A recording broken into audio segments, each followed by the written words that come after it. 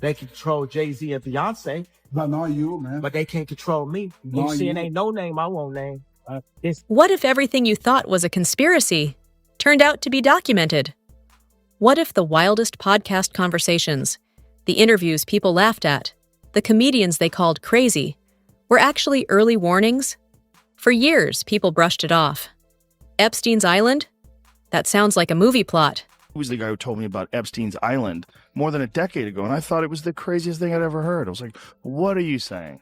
There's an island. Like, it sounds like a plot in a movie. Hollywood elites being compromised? That sounds like internet paranoia. But then millions of pages of federal documents were released. Flight logs, emails, schedules, connections. Suddenly, what once sounded insane didn't feel so fictional anymore. Now the conversation is louder than ever. Katt Williams went on Club Shay Shay and named names. Joe Rogan had years of conversations about power, influence, and blackmail at the highest levels. Alex Jones talked about an island. It is highly offensive for people who are smart enough to really know what's happening. Long before it became headline news. At the time, people rolled their eyes. Today, people are scrolling through documents. Hollywood is quiet, social media is watching, and the public is asking one question. Was this just the actions of one man? Or was it something much bigger? This isn't about gossip. It's about influence, power, and the uncomfortable truth about how far access can reach in America. If you're ready to connect the dots, let's begin. I thought it was the craziest thing I'd ever heard. I was like, what are you saying? There's an island. Like, it sounds like a plot in a movie. There's an island where they fly famous rich scientists and politicians, and they compromise them with underage girls and get it on film so they could use it against them. I'm like, what? That sounds like lizard people. Let's slow this down and set the stage properly. Because none of this happened overnight. When Katt Williams sat down on Club Shay Shay in early 2024, most people thought it was just another viral interview, another comedian venting, another Hollywood personality stirring controversy. But if you go back and actually listen to what he said, it wasn't random, it wasn't emotional, it was deliberate. He didn't just crack jokes, he named names. He talked about control. He talked about manufactured fame. He talked about powerful people in entertainment who, according to him, didn't rise to the top on talent alone. He implied that there were systems in place, systems that reward silence, systems that punish exposure. At the time, mainstream media treated it like drama. Social media turned it into memes. But something was different about this one. The clip didn't just trend, it stuck. Because while Katt Williams was speaking from inside the entertainment industry, Joe Rogan had been having a completely different type of conversation for years. Joe Rogan wasn't coming at it from comedy beef or industry rivalry. He was talking to scientists, journalists, former intelligence officials, conspiracy theorists, political insiders. And over again, one theme kept surfacing. Power doesn't operate the way the public thinks it does. Years before most Americans were paying attention, Rogan had guests discussing Jeffrey Epstein. Back then, it sounded absurd. An island? Secret gatherings? Powerful people being compromised? It sounded like a Netflix thriller. Even Rogan himself admitted that when he first heard about it, he thought it sounded insane. But then the court cases happened. Then the arrest. Then the flight logs. Then the documents. And what once sounded fictional started becoming documented reality. Here's the part people often miss. The Epstein story was never just about one individual committing crimes. It was about access. How did a man with no clear, publicly explained source of wealth gain access to royalty, billionaires, world leaders, CEOs, Hollywood stars, and major political figures? That question still makes people uncomfortable. Because access at that level doesn't happen accidentally. When federal records began surfacing, and when thousands upon thousands of pages became public, what shocked people wasn't just the allegations. It was the sheer number of high-profile names that appeared in some capacity, some in flight logs, some in scheduling emails, some in contact books, some in photographs. Now here's something important. Appearing in a document does not automatically mean criminal guilt. That distinction matters. But in the court of public opinion, nuance disappears quickly. And that's where the tension begins. When people saw names like Jay-Z being discussed online, the internet exploded. When Beyoncé's name was mentioned in connection to broader conversations about elite circles, social media engagement shifted instantly. Silence from major figures only amplified speculation. Again, speculation is not proof, but perception spreads faster than clarification. The same thing happened with Bill Gates. His past meetings with Epstein, which he described as a mistake, reignited public scrutiny. Melinda Gates openly stated she was deeply disturbed after meeting Epstein. That interview resurfaced everywhere once the broader documents were being discussed again. Then there were conversations around Naomi Campbell and her known flights aboard Epstein's plane. She has publicly denied knowledge of wrongdoing. Still, the existence of documented travel keeps fueling online debate. Chris Tucker's past flight on what became known as the Lolita Express was also recirculated. He stated it was part of a humanitarian trip. But again, once names appear in official records, public interpretation takes over. And here's where it gets bigger than individuals. Joe Rogan repeatedly discussed the idea that Epstein functioned as more than just a criminal. Some guests described him as a fixer, someone who operated between powerful institutions, not officially government, not purely private, but in that gray area where influence flows quietly. If that theory holds any weight, it changes the entire narrative. Because then the question isn't just who attended what event. The question becomes, why was this network tolerated for so long? How did a convicted offender continue moving freely among global elites for years? That's not a small question, and that's why this story refuses to die. Now bring Katt Williams back into the picture. He wasn't talking about legal documents or flight logs. He was talking about culture. He was talking about how certain celebrities seem untouchable, how certain careers are protected no matter what, how media narratives can shift overnight to protect or destroy someone. From his perspective, the entertainment industry operates on leverage. Joe Rogan's long-form discussions explored a similar idea, but from a broader political and institutional angle. The concept that powerful people can be compromised, that influence can be quietly applied, that decisions might be shaped behind closed doors. And once Americans start thinking in that direction, trust erodes quickly. Because it's one thing to believe politicians play politics. It's another thing entirely to imagine blackmail operating at elite levels. That's where Alex Jones comes into this timeline. Years ago, he spoke about an island where powerful figures were allegedly compromised. At the time, most people dismissed it outright. It sounded extreme. But when Epstein's private island became a confirmed location of criminal activity, people went back to those old clips and started asking new questions. Not because everything said was accurate, but because parts of it overlapped with reality. And that overlap created credibility for conversations that were once ignored. Meanwhile, social media has changed the speed of information forever. In previous decades, a story like this would unfold slowly through newspapers and controlled press conferences. Today, millions of Americans scroll through court documents themselves.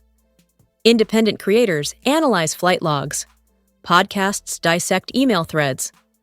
Authority is no longer centralized, which means control over narrative is weaker than it's ever been. That's why silence from major public figures becomes louder than statements. When Oprah Winfrey's name appeared in document indexes, not as an accused participant, but within broader social circles, people demanded comment. She has not made a direct public statement about the Epstein files specifically. That silence fuels online conversation. Ellen DeGeneres' name surfaced in collected materials as part of media references. Again, not charged with wrongdoing, but combined with her stepping away from her show and relocating abroad, conspiracy communities connect dots quickly. Are those connections fair? That's debatable. Are they viral? Absolutely. Here's the deeper layer. Americans are no longer satisfied with surface explanations. Trust in institutions is historically low. Trust in media is fractured. Trust in celebrity culture is weakening. So when documents confirm that a powerful criminal maintained relationships with global elites for decades, people don't just see a scandal. They see confirmation of suspicion. That's what makes this moment different. It's not just about Epstein. It's about power structures. It's about influence networks. It's about the uncomfortable possibility that the people Americans admire, vote for, listen to, and watch on screen may operate in circles the public barely understands. Katt Williams framed it as industry control. Joe Rogan framed it as systemic leverage. Alex Jones framed it as elite corruption. 3 different voices, 3 different tones, but one overlapping idea. The powerful, and this is only the beginning. Now let's go deeper. Because once you move past the headlines, once you move past the viral clips and dramatic thumbnails, you start to see that this story isn't moving fast. It's moving strategically. When millions of pages of records become public, most people assume that answers will immediately surface, that someone will find the smoking gun, that charges will follow, that arrests will happen. But that's not how massive document releases work. 3 million pages isn't a news cycle, it's an archive. And archives don't explode overnight. They unfold slowly. That's why frustration is building online.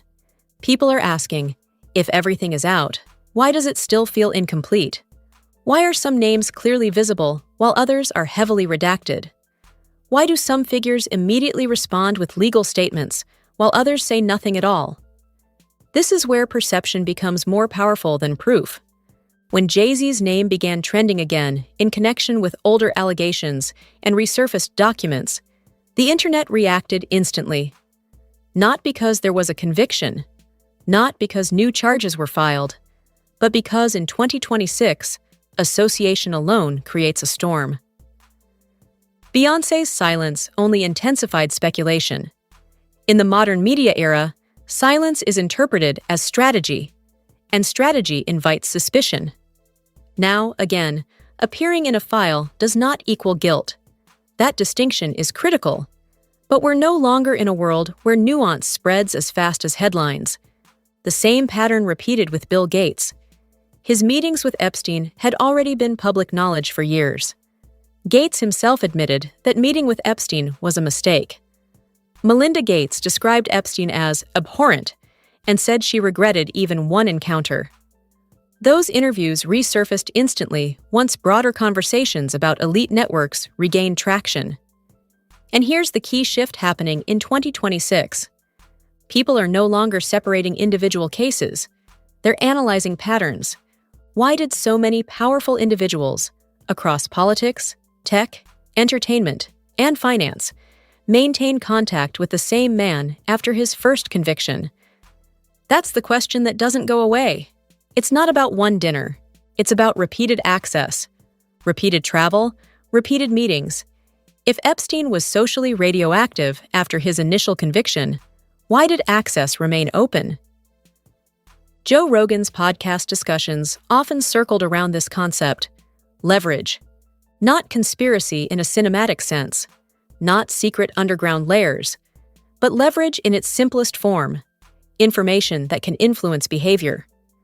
If someone powerful is recorded doing something compromising, that recording becomes insurance.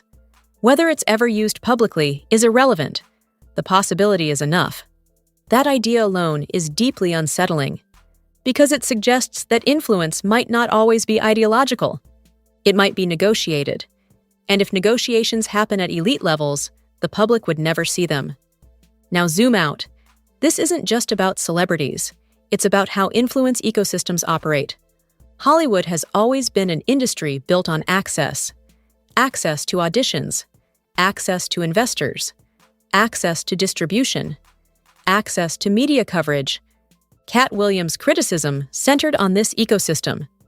He suggested that talent alone isn't always the deciding factor, that gatekeepers exist, that favors are exchanged, that silence is rewarded. Whether exaggerated or not, that framing resonates because Americans already understand that industries protect their own. Corporate boards do it. Political parties do it. Media conglomerates do it. So when entertainment elites appear in documents connected to a massive criminal investigation, even indirectly, trust erodes further. Then there's Oprah Winfrey.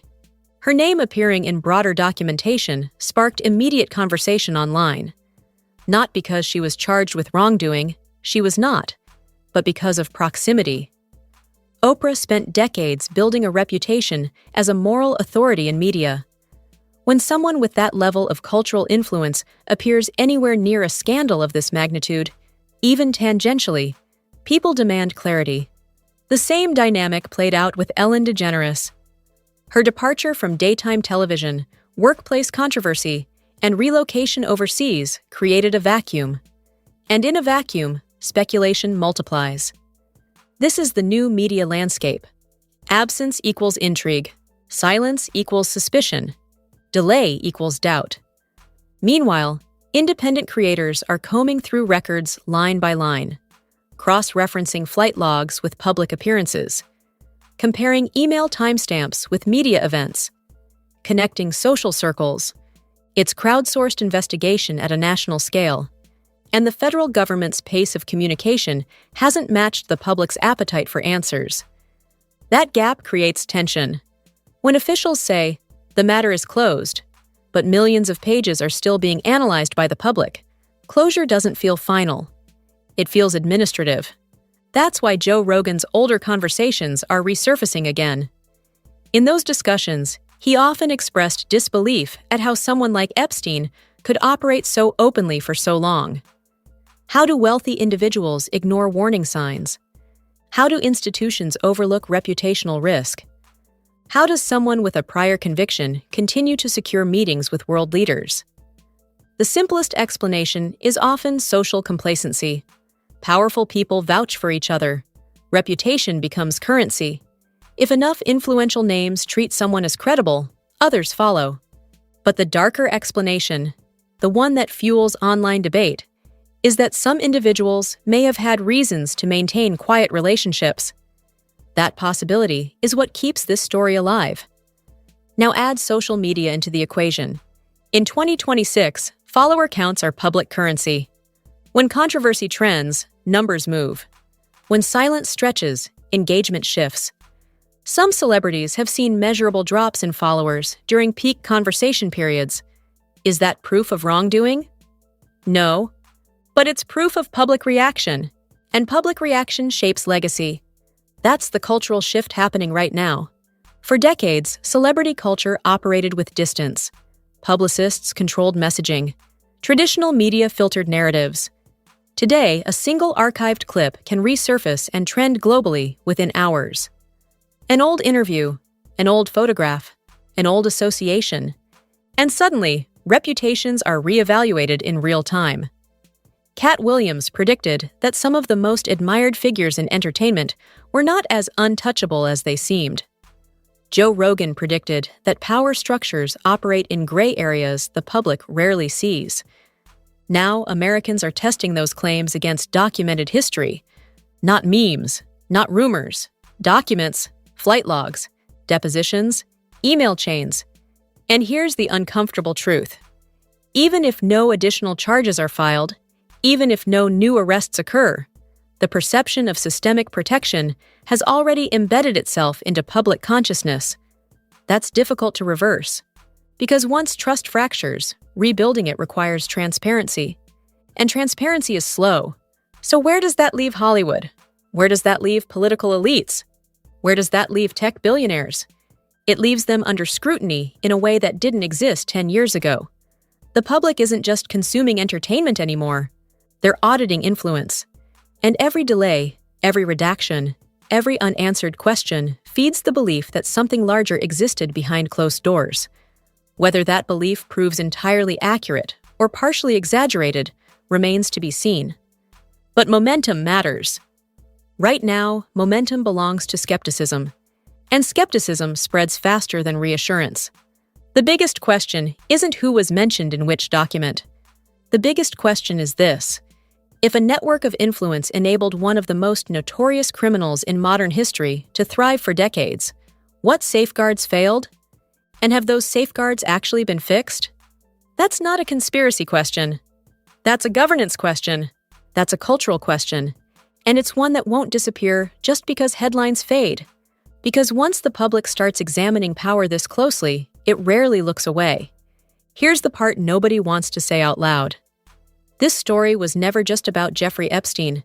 It was about a system that allowed proximity to power to override red flags. A culture where reputation shielded scrutiny. And if you want more deep dives that connect culture, politics, media, and influence, make sure you subscribe and turn on notifications.